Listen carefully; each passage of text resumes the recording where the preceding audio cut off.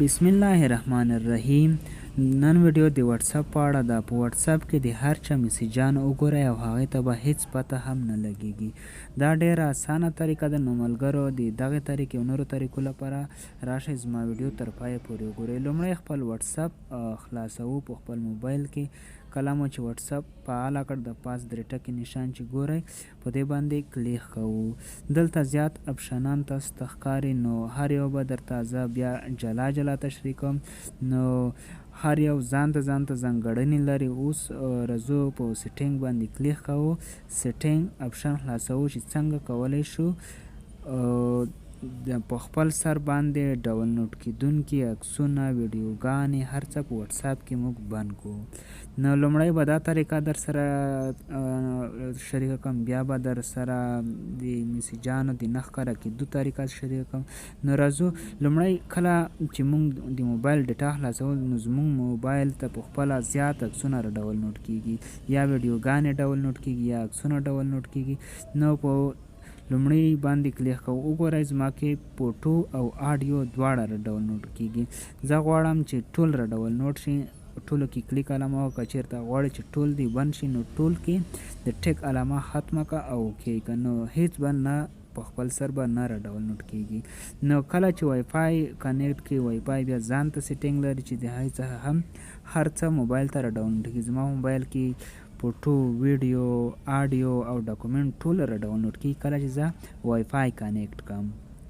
نو که چېرته غواړئ چې صرف د ډاکومنټ او آډیو ډاونلوډ شي نو ټیک علامه کې پرېږده. که چېرته غواړئ چې ټول ختمیږي نو ټیک علامه به ختمه کړي.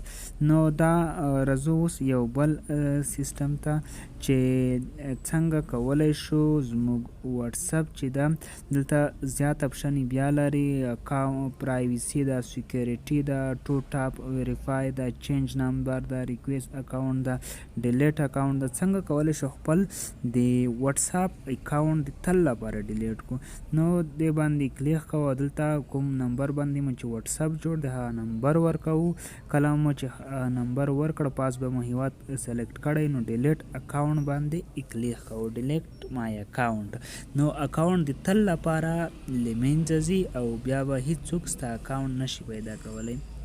دلته بیا سیټینګ دی، تاسو یې کتلی شئ چې لاس سینین وروستی کله واتساپ ته راغلی، پروفایل عکس دې څوک کتلی شي، اباوټ دې څوک کتلی شي.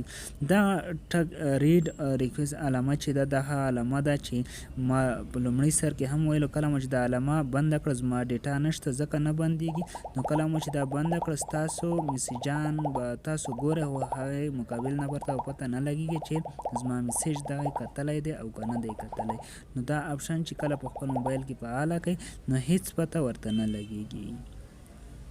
نو راځو د سیم کارت د نمبر چینج کولو طریقې ته. نو چینج سیم ته راځو. چینج سیم باندې کلیک کوو او ټو ټاپ ویریفای دا ډیر مهم سیټینګ دی. هیڅ هیکر به نشي کولی ستاسو اکاونټ هیک کړي.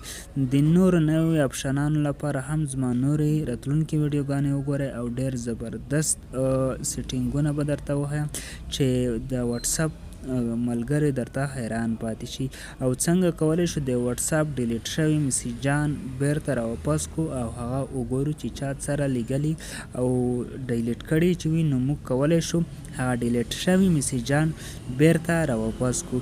نو دا ډول او دې ته ورته نورو ښایسته ویډیوګانو لپاره ضرور زما یوټیوب چینل در سره سبسکرایب کړئ. زما سره پاتې شئ. د خدای په امان. نو